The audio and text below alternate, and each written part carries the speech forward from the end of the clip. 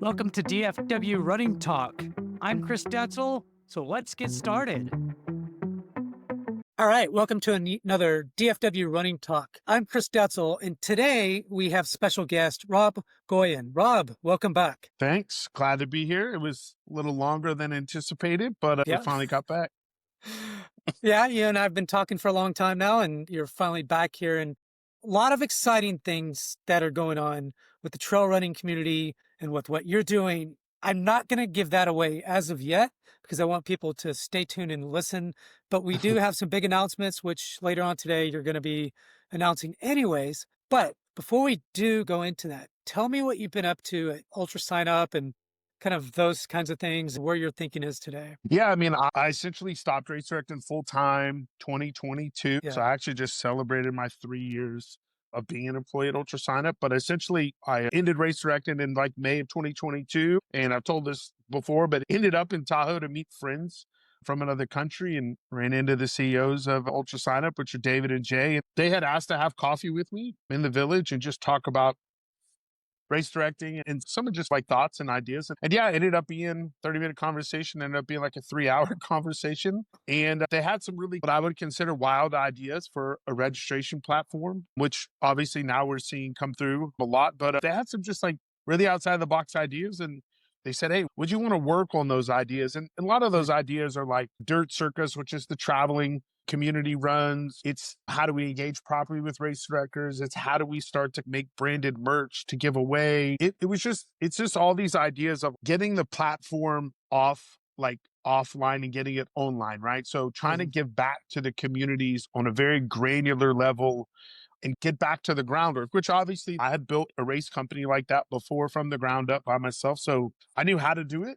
So yeah, the last 3 years have been a lot of that. And then maybe January of this year, one of the original ideas is they wanted me to be like an all-in-one resource for race directors. And then towards the very end of last year, Dirt Circus went to some people that could do it inside of our organization to run it. And then I moved over fully into like race director resources. So I spend my days helping race directors come on platform. I spend my days helping race directors with questions, and it doesn't matter the question. I can get a call on, hey, I'm having a problem with a permit, or I'm getting a call with, hey, Rob, can you give me the person that actually makes the inflatable and help me with it? And it could just be education features, which I do for us. I get on podcasts and do some resources on that. But at the end of the day, like my job is to help every race director that uses the platform.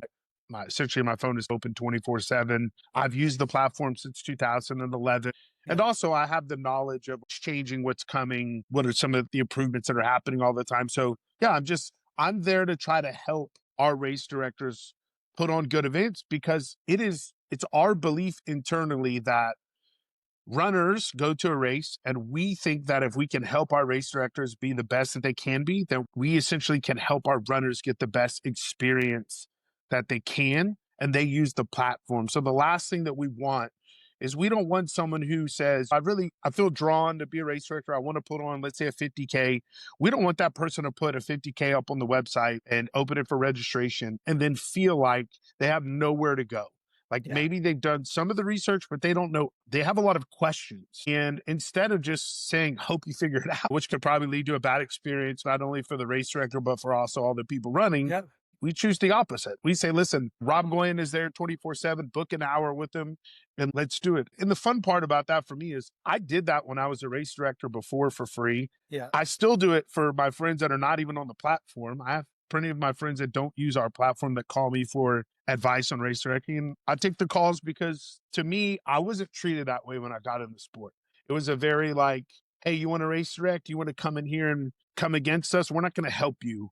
We're not going to help you beat us, that kind of mentality. So my mentality is the opposite. Information is free. Execution, as we talked about, is everything. So I want to try to give people the information that I think makes them better race directors. I think that's pretty cool. Ultra Signup is looking at trying to be this all-in-one platform to where they not just is a place for people to sign up their races, but it's a place to help race directors get the most out of their race directing. And having a professional like you that have been there, done that, started something from ground up and was highly successful in the past, having like you, an expert, there's something said about that. I like that a lot.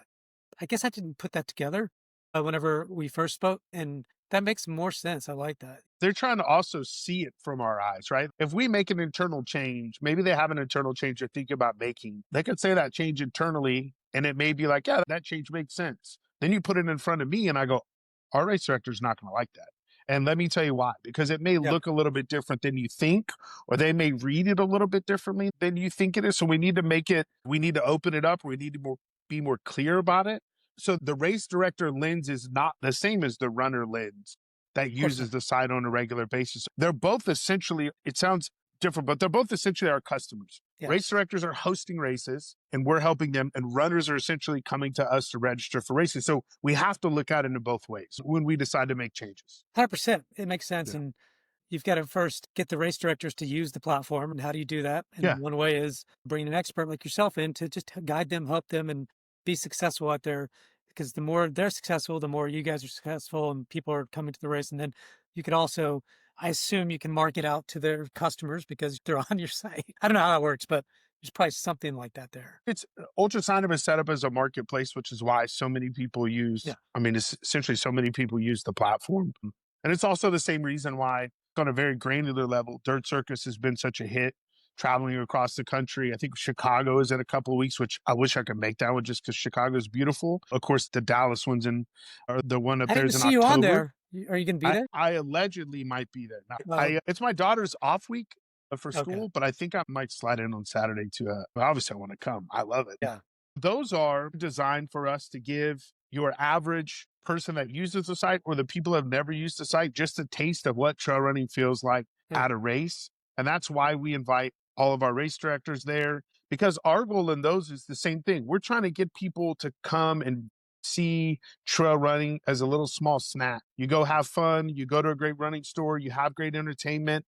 And then you also get a chance to meet your race directors when they're not race directing. Like I had a Great. it's had at times like people would be like, "Oh, you're rough at your races. You're rough around the edges." And I would tell people, That's true. "Listen, I'm really serious when I'm race directing, Yeah. and it isn't that I don't want to have fun. It's that it really counts. It Yeah. really matters." So the hard part to that is, as a race director, you don't often have an hour to stand around and really engage in your runners. So that's the reason why Dirt Circus also is popular for our race directors, is because they can come and they can just spend that 2 or 3 hours engaging people and letting people understand who they are and Hmm. talking about their races. So it's a really good meeting point of us being like offsite. Ultra Signup is offsite, creating experience, and it's free for everybody. It's free for your race directors, it's free for your run stores, free for your sponsors, free for your runners. Like it's all there to continue to bring people into the ecosystem of trail running that doesn't rely on someone just opening a race. So we're constantly adding people into the sport. I think right now the rate is somewhere around 40%. Okay. People that don't even have an entry on Ultra Signup, which means they've never even run a trail race and they're coming to experience it. So it's huge. It's The huge. opportunity is big. It's big right now. So something I didn't ask you, what shirt is that? What are you wearing? What's the Oh, this is a Rockfit shirt. oh, I okay. don't know if many people know who Rockfit is, but Rockfit is Okay. like a tattoo inspired streetwear athletic shirt. My Okay. style. All right. Yeah, My no, style. it is. I just didn't know. So speaking of, so Yeah. something that you and I have talked about for a while without we didn't get a chance to do a podcast until now is that you're making a big announcement later today and would love to hear about this big announcement, what you're trying to do. Sure. I'm coming back to race directing. The new company is called Rise Racing. Rise Racing for me is, it's just like, first and foremost, like I'm the kind of guy who's the rise and grind style of guy. And I like the wording and the phrasing. Whenever the tattoo or logo comes out, it's obviously like Texas tattoo themed because that's who I Good. am. That's what I like. But yeah, listen, I think like for me, for the last couple of years, I've put on 2 10K national championship races for Ultra Signup. It's two of the biggest prize purses ever in the sport for short course racing. And it's a weird feeling to miss something and still be doing it. But at the end of the day, for the last year and a half, I've just really missed the opportunity to race direct. And it's hard for me to explain to people Right. that have never race directed before. It's been really hard for me to explain that to my bosses, David and Jay, on yes, I love the work that I'm doing, but I also I said this to someone the other day who is a race director. He told me it's not necessarily true, but it's the way I felt. But I felt a little fraudulent. And it's not Hmm. that I don't feel like I'm fraudulent because I don't have a history of race directing for 11 years, because I do. But race directing changes, race directing moves, the sport is moving.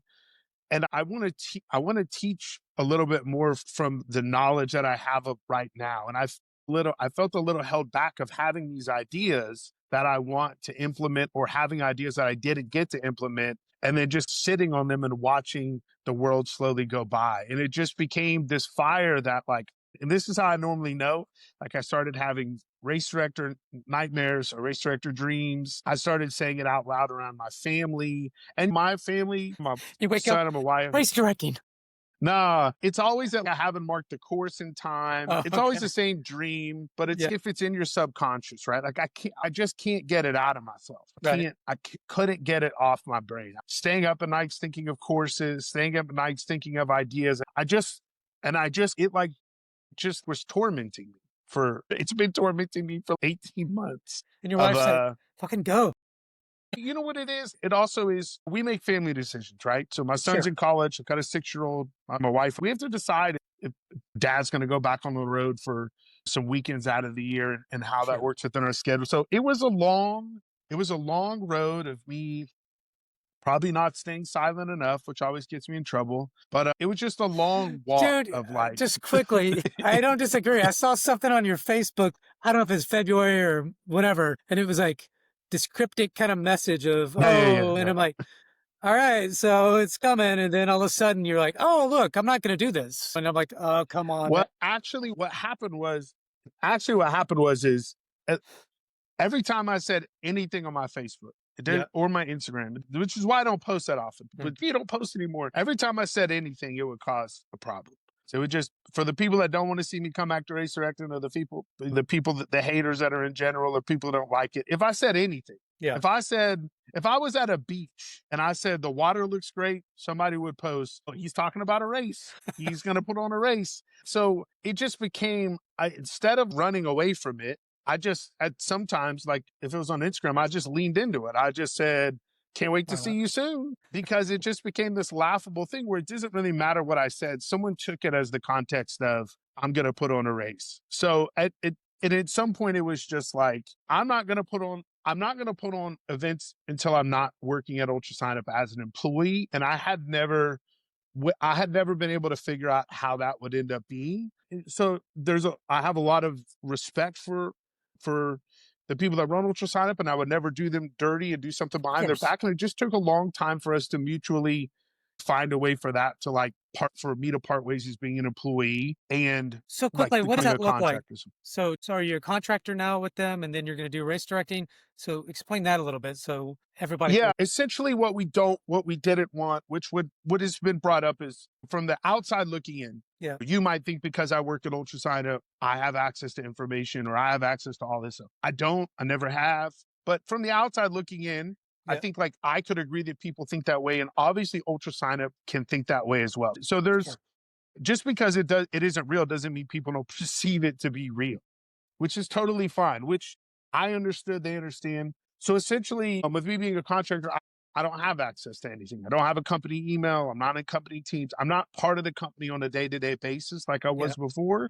I have an outside contractor. I use my personal email address, and I'm essentially removed completely from anything that has to do some Ultra Signup. I can't access anything. So I don't have any of that regard. As far as my Okay. job goes, my job still remains the same in the general sense of helping with activations, helping with race directors. And now I'm probably going to test a lot more stuff to help them out on Sure. the RD side, since I'm going to be digging into it all the time. But like, my goal and job essentially still remain the same. My job is to help every race director that uses the platform, and that's what I'll continue to do. But we just had to get past the point of Rob can't say he's an employee and have access to everything, and then go back and say he's going to put on some races, even if it was going to be 2 races or 1 race. Yeah. That's the agreement that we came to together, and that's why essentially Great. I made the announcement, like, hey, which is why I'm talking to you today. It was like, hey, September 1st, and I'm no longer an employee, and now, like, I have some freedom to do some things that I just couldn't do as an employee. So this is great. I know I'm pretty pumped about this. And so let's dive into details, because I think everybody wants to know, one is, what is a Rob Goyen race like now? What are you thinking? When's the first one? What does that look like? Are you gonna have a Facebook page, or I don't know, Yeah. like, how are we gonna communicate? I know you send out some stuff to, because I want to know. I want to be a part of it right now. How do I get there? Yeah. So here's the craziest part about all this. I don't going to make myself stay up for 24 hours. That essentially until 12 o'clock last night, I couldn't do anything. Got Well, it. I mean, just out of respect. So yes, I have everything and it'll ultimately be announced tonight, but Rise Racing Co. So riseracingco.com is open right now. You can jump on it. You can put Mm. your information in to jump on the newsletter. I have Twitter, I have Facebook, I have Instagram, I have TikTok. All those things are secure. We have all those things. That's not a problem. And then in this next week, I'll start to post on those items. Obviously, Mhm. the chat tonight is at 7. Yeah. I'm going to relay a lot of the information. We'll talk probably, or we may talk about this here, there, but a lot more race stuff. But yeah, essentially the reason that it's Rise Racing, and I have Rise Trails and I have it all. But the reason it's Rise Racing before anything else is I want to put on trail racing races. That's where my passion is in life. I've also been asked over the past couple of years to help put on some other style events, which I may end up helping to do. But yeah, I don't know if the difference in events or what people would expect, but at the end of the day, I feel like my style of putting on events is big, it's bold, it's Yeah. fun. That's the way the medals are going to be. The buckle that we already have for the first race is crazy, which we could talk about, Oh, the ideas we have for it. But yeah, I think that's my focus. I think the a change in focus would probably be I'm probably a lot more focused on shorter race days than super long race days. I'm not going to come out of the gate and chase a bunch of big 100-mile distances or 200s or something yeah. like that, only just because I know how much time and effort they take to put in. And I don't expect this to be easy, but I also don't want to come out of the gate and put on these super long races with a ton of aid stations Mhm. and really feel like I'm behind the ball and volunteering. So right out Yeah. of the gate, I'll tell you the first race. It is the Tex Miss Trail Race. It is December 13th this year. It will open this Friday. It's at Bucher State Park, which is connected to Bastrop State Park. So right there in Smithville, we have everything from 104K to a 53K, Those are 22 pretty long miler. races. Nah, the 100K is to me is it's a Yeah. single day race, which means Yeah. you Okay. started at 6, you're out of the park within 24 hours. Everything's picked up. It doesn't take like a 30 or 36-hour cutoff where it's just like intensive. Plus, that's a short loop course. Bucher is a 7.2-mile course, Mm. so it has 2 aid stations. But yeah, I'm planning on putting on the absolute biggest Christmas trail party ever. Santa Claus will be there. We have a reindeer kids run. We've got a 7-miler. I've got a relay. I've got the ruck patch done. The buckle is insanity. But yeah, that is the style that I think people should expect out of me. And I want to do content around it. I want to live stream it. We'll have Starlink out there. There'll be chip time, immediate timing. I want it all to be very fast paced, fun, and exciting. That's the pace I like. 7 miles. Is it easy to run? Is it an easy course, or is it technical? What's the? Yeah, it's got a little bit of a mix. It's there in the Lost Pines Forest, so it has a little bit of Mm. mix of technical terrain. I think over the whole loop, it'll be like 400 feet of climbing up and down. So it's not Mm. anything that's like brutal. And it's actually the original habanero loop from 2015. Okay. So the loop's been run like back in the day. But yeah, it's a beautiful place. And it's a park that not a lot of people use. And I was really happy to go back and yeah, get to go back somewhere that I like. That's pretty awesome. So what is that buckle? What's so special about this buckle? What's the? I just think that I think it's big, it's bold, it's Christmas themed. I love Christmas. Obviously, I love the time of the year, but yeah, I think I was back in the day like known for I try to put big buckles on people and give you a healthy cutoff. This one will give you 20 hours to finish it. So you're going to get plenty of time to get it done. And I think that also may be a little bit of a change for me is that I'm going to try to extend out the times a little bit from where I can at parks to get people more time to get some races done. And yeah, just That's the awesome. fun stuff for sure. So the buckle's only for the longer run, right? Is that Yeah. okay? Yeah. And then people get something, I'm sure, after We'll do, yeah, wooden medals medals. and things.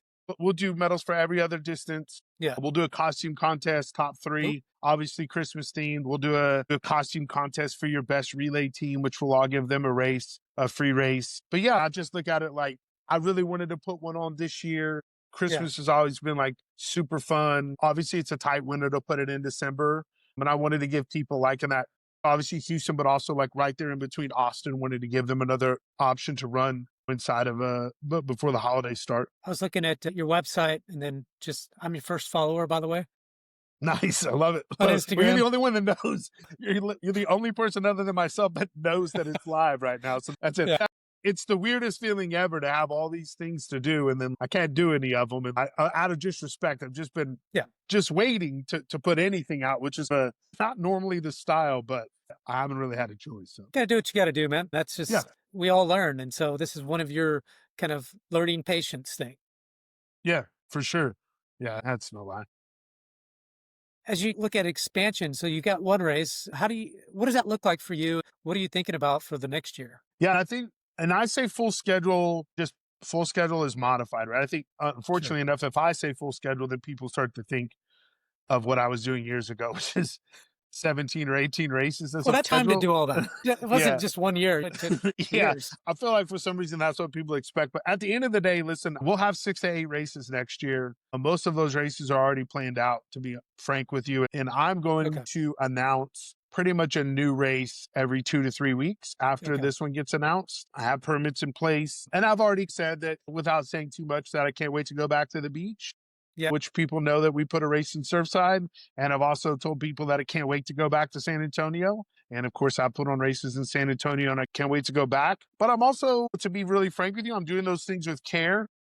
Yeah. I feel like when I came into the sport, you planned around other people's races and you tried not to squash other people and you did those things and you watched out for people and how they use parts. And I'm trying to do those things with care, Yeah.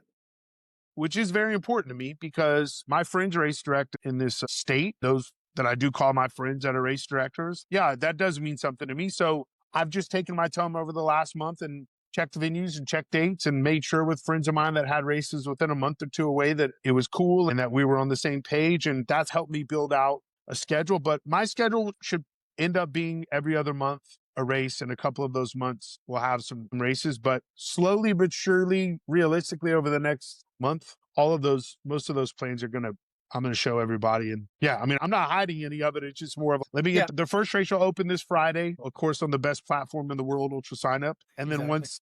once that one gets up and going, a couple weeks later, we'll announce the next race and we'll slowly roll them out and get everybody ready for the fun. That's for sure. Just to be clear, just so Yeah. people, it's the DFW most people here does for that listen to the podcast. Not everyone, but so right now you're looking at Houston, San Antonio. You said the beach. I assume somewhere Galveston-ish. I don't know. Surfside. Yeah. Okay, got it. Of course.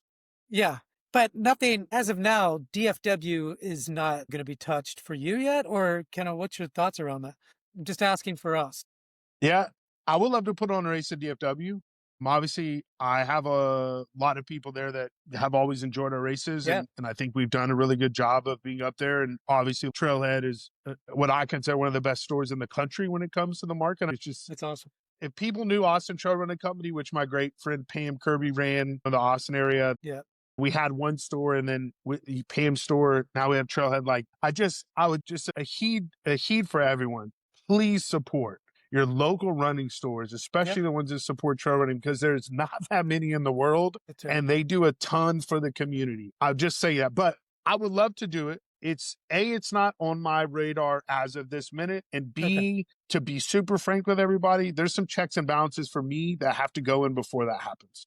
And okay, I'm not saying everyone would do this, and I'm not saying you have to do this, but that would be a big call to Chris and Ian yeah, and to look around the schedule and make sure I'm not stepping on anybody's toes. And there's a lot of stuff going on up there that's really great. So the last thing that I want to do is to come up there and step on anybody's toes and make someone choose one race or the other. It's just, it's not my style, but B, at the end yeah, of the day. But I'm sure I will be there. But I also want to pick somewhere that no one else has used. I do have a couple of spots. So I would want to come up there and be yeah, in a unique location that no one's ever used, that works in a time of year that no one else wants to put on a race, or it could just slot in and it would be good. And this is also a different change, Chris. This is new Rob. I'm more than happy to do a collaboration race because I do Mm, have a couple of races for some people that are race directors that are in different states mm. that I'm talking to about us forming together and putting on races together. That really interests me going forward this time around, is to do some collaborative race experiences with other race companies that want to do. I look at it like two worlds collide. There's a lot of people I would love to put on a race with. Just I don't know, just because I think it would be fun to Cool. combine forces. I'd love to put on a race with Chris and Ann They're in the awesome. Yeah. Barnes. I would love it just because we've been friends for so long. Yeah. Bristen's the same way. Bristen has these crazy ideas for all these races. So I'm always like, Yeah. maybe we could think of like the craziest idea in the world and rip one off. You know what I mean? But yeah, as I've said in my Facebook post, I'm just happy to be back. So for Yeah. me to get a chance to do a collab, which a lot of people don't do it, and I get why they don't do it, but I guess like I also look at it like I don't have anything to prove in that regard. So it would be fun to do something together with Yeah. somebody that wanted to. I Yeah. love that. How, speaking of kind of these, how has the trail community, the local for you and maybe all of Texas, how has some of those folks taken it? What's the views and things like that? Because anytime you start a new business, there's going to be opportunity that people think, oh my God, he's going to take away our thing. Or I don't know. I'm just curious. And if anything is taking place there. Yeah. Listen, from the runner side, it's been nothing but love. Yeah. It's been 3 years of love for me. Yeah. My email boxes are filled with people that have asked me to come back, or like people like, where have you guys been? And I tell people like, we're raising a 6-year-old. I've been Yeah. enjoying, and I've said this before, but I don't regret leaving. Yeah. I left when I needed to leave. And it's hard to have 17 races and then just, what was I going to say? I'm done and just let it all go down, right? Like I tried to do the best I could before I left. And I left when I needed to leave as a person. And then also, I didn't want to miss Ruby, our 6-year-old. I Yeah. didn't want to miss her growing up. And I had this window in front of me where I was like, man, I have the next 3 years to see her grow up from 3 years old to first Yeah. grade. And I don't want to be on the road phoning it in. And I didn't. And I'm happy that I took the opportunity to step away. And I'm happy that the fire remained. But yeah, on the runner side, hundreds of people, maybe 1,000 people have contacted me the last 3 years asking me when I'm coming back. They obviously know that I love it. I've also stayed super close to the sport. I think there's a huge opportunity in Houston. There's not many trail races in Yeah. Houston. There's Rocky, there's Brazos, but the truth is like there's not many at all. I think there's a lot of opportunity in San Antonio and along that corridor. There's only a couple of races that get put on in San Antonio every year. So I think there's opportunity to put them on. I feel like I've gotten a lot of people that are close to me that are happy that I'm coming back. And I'm sure I have Yeah. people that would rather not see me come back. But I say it like I mean it is I'm going to do what I want to do, regardless of what people say. And the other part is I paid my dues in this sport. I've been race directing since 2014. I've Yeah. race directed a race every year. I think I have a unique way that I look at races in the general sense that my main number one concern out of the gate is to build a community. Yeah. The races and the events are cool, and I know that gets the public's eye at time, but I actually don't really care that much Mm. as I want to reinvigorate a community to come back together. I feel like a lot of people that I race directed for, I see them everywhere, but I don't see them together a lot. For me, that's a tough thing to see because I feel like it's family for me. The people that run our races are family, and that's how I've met everybody. So Mm. my number one goal is how do we get the community back together? And we also have some free events that are going to be planned and scheduled that are community building events just to do. And I haven't said this, but I'm also happy to announce that Amanda is back. Oh, oh, So Amanda, of course, is my work wife, my by my side person. But Amanda, when she worked for us before, and she was a part of Trot before, she didn't live in Houston. She lived in Austin. okay. So I'm super stoked because she lives in Houston now. So Amanda will again be right-hand person. And she is doing group fitness right now. And she's running trails in the Cypress area, which is where she lives. So we're going to do a lot with the running communities in our area. And I think that, and we talked about this off camera, but there's a swell of people that are coming into this sport that are coming into it at a lifestyle level. Mhm. They're coming into this as a run a mile or two on a Thursday with a group, or the run groups all over the country are insanity. Yeah. And that's because trail running and running has now reached the lifestyle. It's a lifestyle thing to do. You can go to a bar or you can go to a restaurant and get a 2-miler in with your friends Yeah. and trail running has gotten cooler. The gear has gotten cooler. The shoes are cooler. And it is now it's transcended over into this lifestyle. And for me, that's essentially I see it. So we're going to heavily try to encourage those people to be part of the trail community and encourage that with distance wise and also with making sure that everyone feels welcome. That's part of the culture for me of having community is I think that what I see a lot of, I saw it at Broken Arrow was you see a lot of groups over the past few years that had very small, let's say small amounts of influence, or they had very small amounts of people that Yeah. they gained power with each other, right? They gained force with each other. Now they're here. Yeah. And I think that I want to make sure that all those doors are open. We took a lot of pride before in having 50% men and women at races. We took a lot of pride in making sure that our culture felt correct, that women felt safe at our races, Yeah.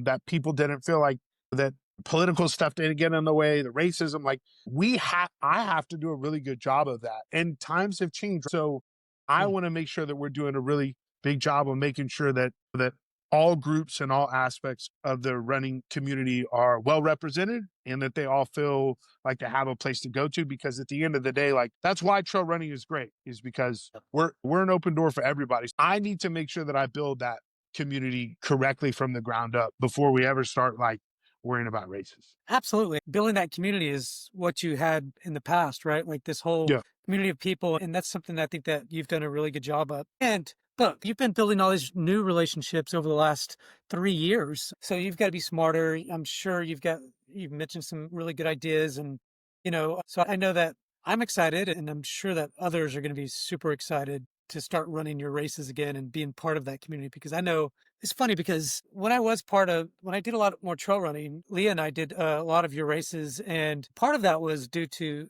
Dallas Dirt Runners back in the day, Yeah. whenever it was a close knit group. They've gone off and they're close in some ways, but they're just doing some of their own things. But that's really from that community for us is why we started, right? Because we were close knit. We put down a tent, big kind of thing that said DDR. And I know other folks in Houston did. We competed against some of them and some of Yeah. the points and shit that you did. So that was fun. I assume that you're going to be doing some of that kind of stuff again and bigger and better. What does that look like? Yeah, I look at it like I have a lot of ideas that were 3 years ago that are still relevant. Yeah, And I of also course. have things that I think are like necessarily need to be changed, but are like updated in the times. Yeah, But yeah, absolutely. Like ambassador team for sure, 100%. At some point in the equation, we'll go back to having an elite team because I still think that elites are not represented well in the hmm sport, even though there's a lot of opportunities there. Sometimes it takes building a bigger team to help do that. Having a points championship that involves volunteers and runners and clubs, 100% is on the deck to come back as well at some point. I think all of those things, yeah, are absolutely. And I think that maybe the difference in some of that idea is that I think what you're going to find, which we didn't have before, is there's a lot more groups out there than just the like trail running groups. that's right. Before you'd had 3 or 4 like trail running groups. Yeah, Now there's a lot of people that run trails that don't associate themselves with a trail running group, which yeah, for me is going to be very interesting to see like how those come to be, because a lot of it now is 100 people in a running club and yeah, they do go run trail, but they also meet to go run. But I okay. look at it like if you run trail, you like to run and you want to come to a party,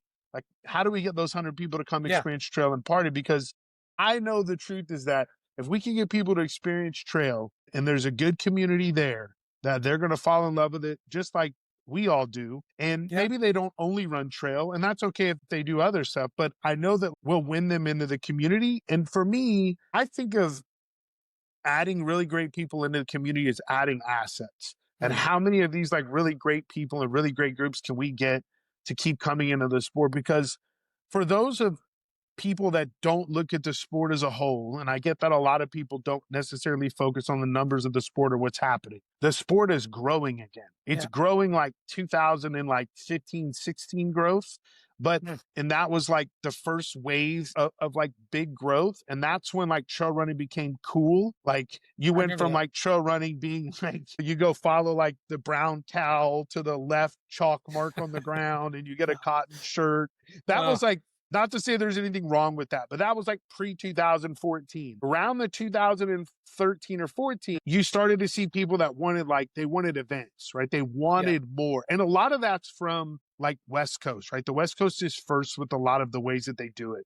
Mm, We're now into this post COVID. Everyone's back to having fun. And now our sport has moved into lifestyle. And I've been screaming from the rooftops for 5 years that our sport was about to find explain. lifestyle because I owned a resale company and I could see all these collaborations happening behind the scenes with Hoka and Solomon, and how our like S slabs that we wear on the trail became cool to people that wanted to wear them at Paris Fashion Week. Yeah. So it was only a matter of time before these worlds collide.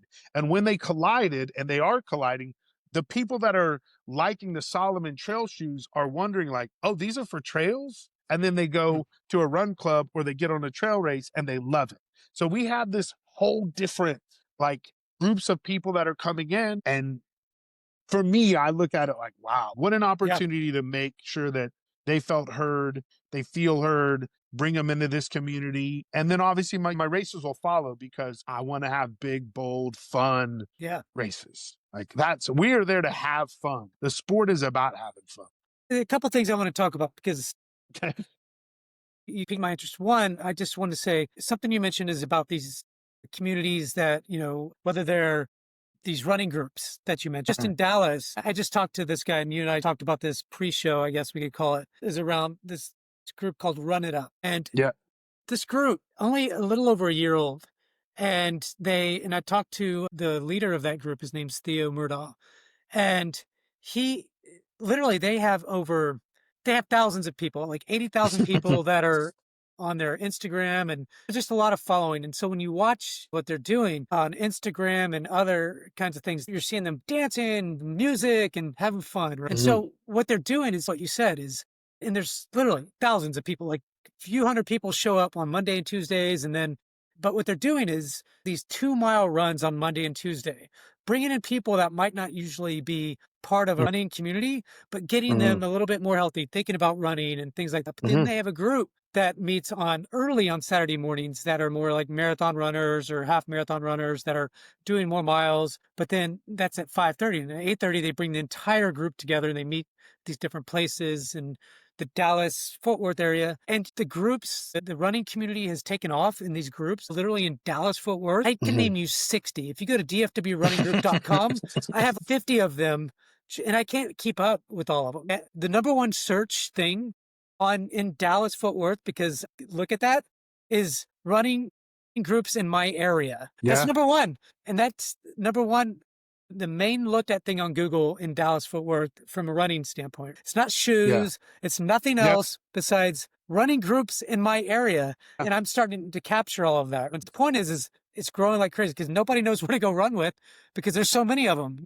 Who's good for me? And Yeah. that's one. Go ahead. Yeah. I was going to say, you're right. Obviously, the data speaks for itself. And you could see it building, though, right? Yeah. 2 years ago, if you were at TRE in December, you could see Blackman run, right? Yep. Blackman run started to make this presence. Jay Tinsley is a guy out of Phoenix who's close, who's a guy I've chatted with a bunch of times. But we've seen their speech, right? So we've seen them get to speak. We've seen the growth of it. If you're a Broken Arrow this year, they had a non-binary run club that came and ran, I would say, and I could be wrong, so forgive me, but 50 to 70 people were there.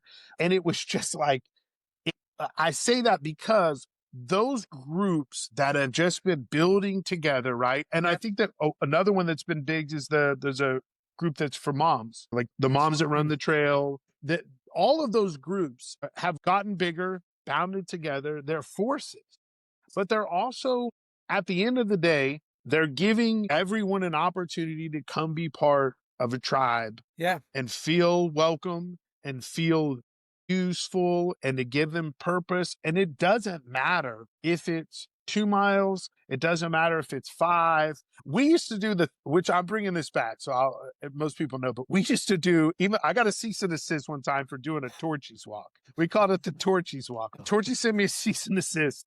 So we called it the Rorchies walk. We just changed the T to an R. Listen, y'all, we used to start at a Torchies and we would eat at a Torchies and we would go to 5 Torchies in a row. What? And we would go and we would eat a taco along the way. And we would make a 50K loop. We would do it in Nice. one day. It was ridiculous. We had people that would come out there to get their first ultra ever on a taco walk. That's awesome. You made it fun. I know, but that's my point. My point is that all these people Mm. have been looking for the smallest place that they can get into entry level to go and have fun and feel Yeah. accepted and to feel part of the group. And running clubs have done a really exceptional job over the past 2 or 3 years post COVID Yeah. and giving people reasons to get out and giving people a chance to be part of communities. And now we're seeing all of those people's hard work explode everywhere. And it's super great. Yeah, For and I sure. think that was something that, and I'll get off of it here shortly, but something that he was talking about yesterday on the podcast, which it hasn't come out yet. The guy from Run It Up, Theo, was that they get these groups. It's kind of like DDR did or other running groups, and they'll go to Detroit or to run the half marathon or marathon, or they'll go to local 5K and they'll bring 50 people or 80 people to this local 5K and just own it. They'll have this little, they'll have their music out there, they'll have I everything. love it. And so tapping into that shit, which I know Yeah. you will, is Yeah. the key at the end of the day, is to get these local running groups excited about what you're doing, other things. And so That's how trail running grew, though. That's right. that trail running grew the same way. I mean, 2014, Yeah. there was no DDR, there was no Nope. Hater, there were no La Familia run. Like those groups weren't real. What happened was is we banded together when I started the Houston area trail runners in 2012 or whatever with 3 other people. Yeah. We essentially we put a group run every Saturday and Sunday for 6 months before one person showed up. And then one person showed up and we're like, hey, you're in. We need you. And then it became this force. And then DDR became a force. Like now I'm seeing like the Wolfpack in Cyprus has a group, San Antonio, Austin. Like it all starts from those people banding together. So trail running at one point was the same way. Yeah. Just running is now in that same manner. And maybe it's been different in the past, but the run group is a force right now. It is interesting too. Like Dallas Running Club it's called DRC, has been around since Yeah. the 70s and really big in Dallas, but they're just now, I just saw something the other day that, hey, let's have a 101 trail kind of how to. We're going to start running down some of the trails locally and that kind of stuff. And I was like, oh, wow, maybe. So even trail running is getting to the mainstream of just regular running on the road.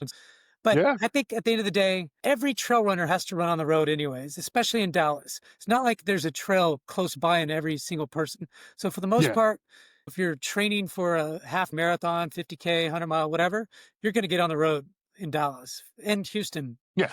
It's just the reality. So they're all converts from Yeah. on the road to trail anyways. This is exciting. One thing that I didn't bring up that you caught my ear was around elites. Like I'm a little highly interested in this kind of elite kind of thing you were talking about. Not that I'm elite, but just what does that mean? You're going to bring the elites? I think like back in the day, we had a team. It's always fun for me to see like people that were on the team be superstars in everyone's eyes because they see them now. Meg Ecker, just 6 day. But it's like a band when you knew that band and no one else knew them and you knew they were great. Yeah. They become this huge band. And then you're, oh man, everyone found out about the band. Like Meg is one of many of the band. Right? Yeah. Meg is super fabulous. For me, I always thought about it this way. Our sport has gotten better, but our sport isn't at the end of the day about elites. Yeah. Elites make up about 1% of the sport. Yep. 99.9% of our sport is about regular, everyday moms, dads, people going to run. Trail running isn't, I've said this before, people take offense. I'll say that trail running's not a real sport. I only say that because a 50-mile trail race anywhere in the country in Au de Bois is not a 50-mile trail race at Bucher State Park. Yeah. They're not the same. They're not. So to have records on some of this stuff is very nominal. But the truth is that there's very few people run for a living that are elite. That's right. And what I tried to do before was for the people that are what I consider like state elite or local elite or whatever that might be, I always found if I could get enough of them together that wanted to be on the team, and then essentially I leveraged the fact that I put on races, then I can get both people to win. I don't think I can say what my old contract used to be, but I'll tell you some terms. Back when we used to have Ultra, which was ages ago, let's say it's 7 or 8 years ago, the agreement that I had with Ultra was the team that would be an elite team or your trail team got allotted X amount of pairs, and then Rob got allotted X amount of pairs. Now, I used to give my pairs away to volunteers, and we gave them away in contests, and we gave them away to runners. And obviously, Ultra was trying to get shoes on feet.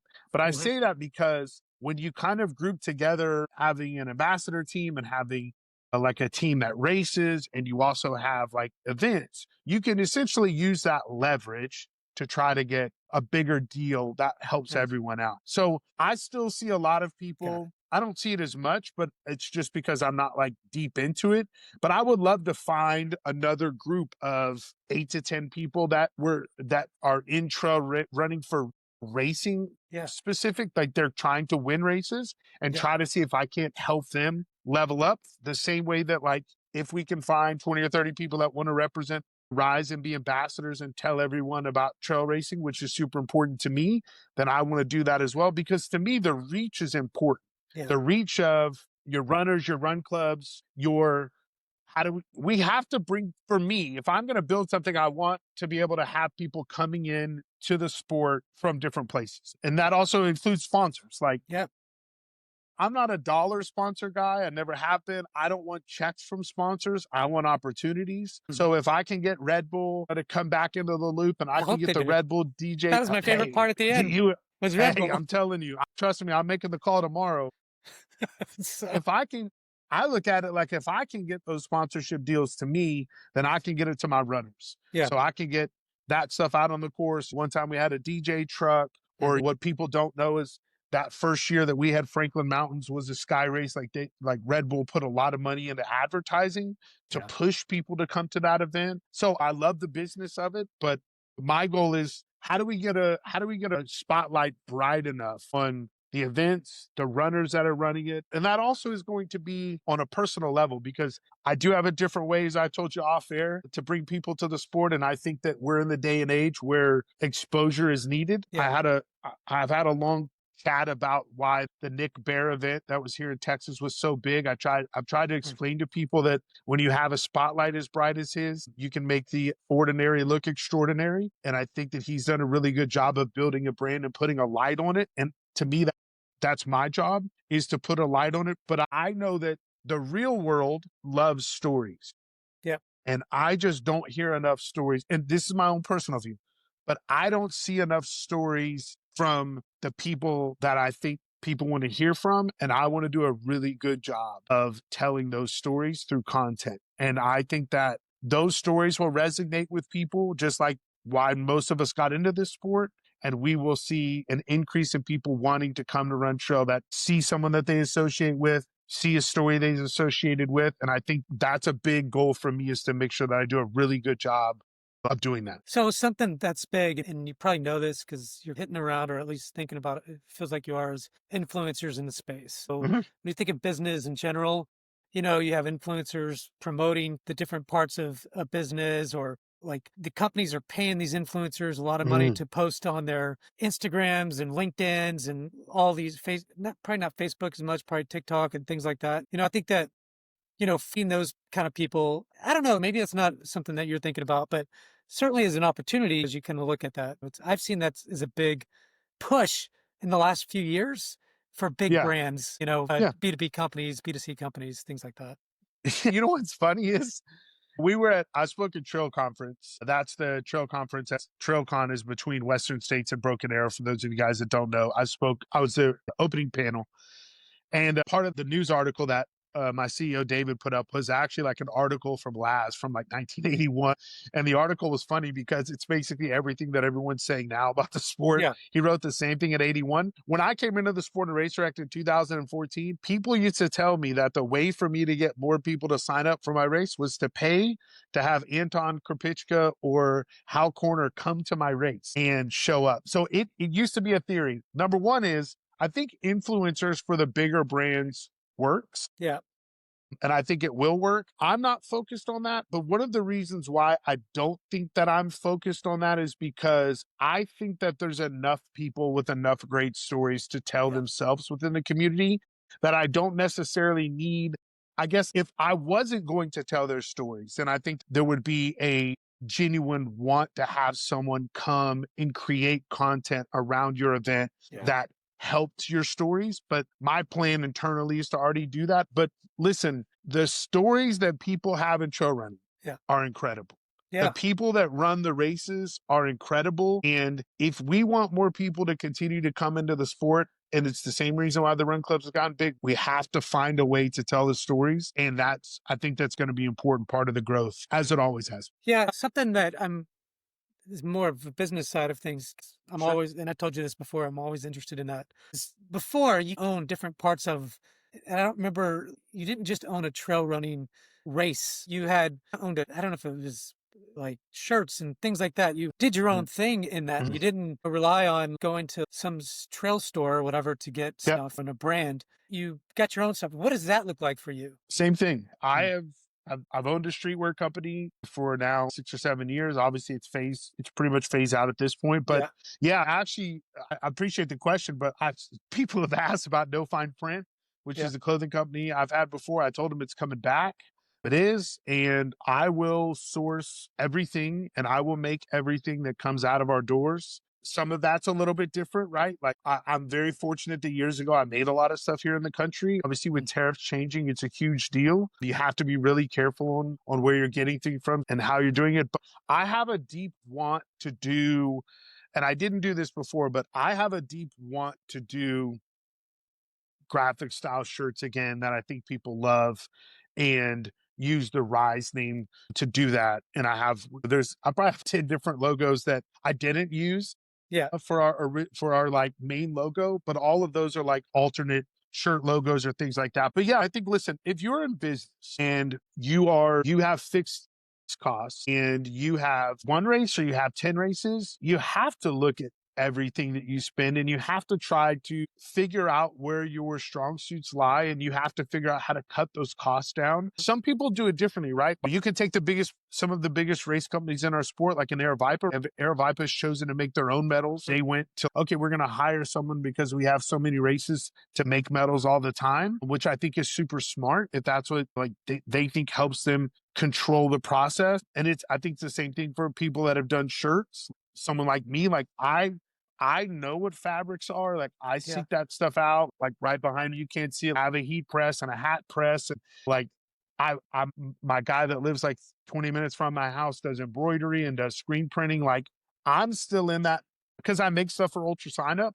I Yeah. still am in that every day. So Like for you're doing me, that yourself? Like I don't yeah, yeah. I mean, I it's understand you when have your own business, but maybe it's like somebody's doing that for you. Snows while I'm Yeah, doing I that mean, shit it's not too. really it's just a puzzle, right? Yeah. If you've done the puzzle 1,000 times, it doesn't take a lot to do the puzzle. But I've made everything from tents and inflatables to bang sticks. It doesn't really make a difference because I feel like once you're you've done it for a certain multi-talented. amount of times, well, when I ran my race company before, I can control minus the variables, right? Yeah. I need to try to control A to Z. Yeah. That and it isn't. I'm not like it's not a control problem. Yeah. It's quality control. And I want to say this. Some people say when you want to be the best at something, some people take that as you're trying to be the best over them. I look at if you say you want to be the best, you're trying to be the best that you're capable of.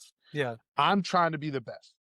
Yeah. I wouldn't come back if I wasn't trying to be the best. The best to me is how do I get the most out of myself? Yeah. How do I present the best product? How do I control that product? And how do I give people a world class experience? The Yeah. only way that I know how to do that is to touch every piece Mm. along the way. Yeah.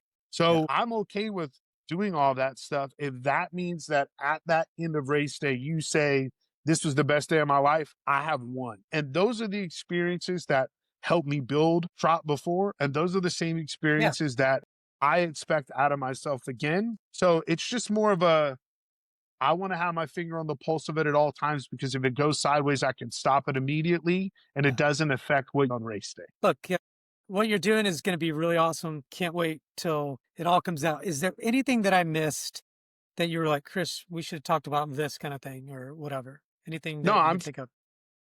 I'm just super grateful. I really am. It just took a lot of years for me to be able to get the timing right, like Yeah. within my family, within that stuff, and like all the people that have always did and said, can't wait for you to come back. Like for me, that's fuel, right? So all those little touch points when I almost got it right and I didn't get it right. And at the end of the day, like I miss those people. Like Yeah. I know as a person that I was fulfilled every weekend I put on events, and I feel like it just made me want to, yeah, made me want to be back on the trails with people. It made me want to train harder. It made me want to be a better person. So I'm super grateful that I get the chance, and like I just can't wait to just put on a party and just start to just put on some crazy stuff. So, Rob, thank you so much for coming on. This Yes. has been amazing. I'm going to get this out as soon as possible. Rob Goyen, everyone, go to riseracingco.com and you'll see Yep. his Instagram, Facebook, TikTok, I think Twitter, or whatever it's called now, is on there. X.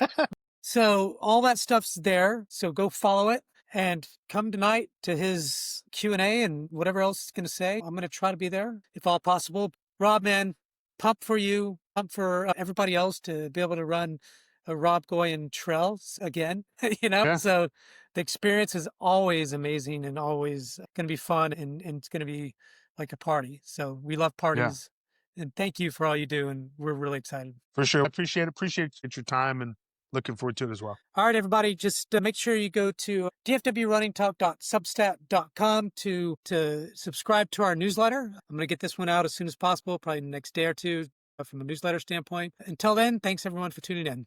Thanks, Rob. Thank you.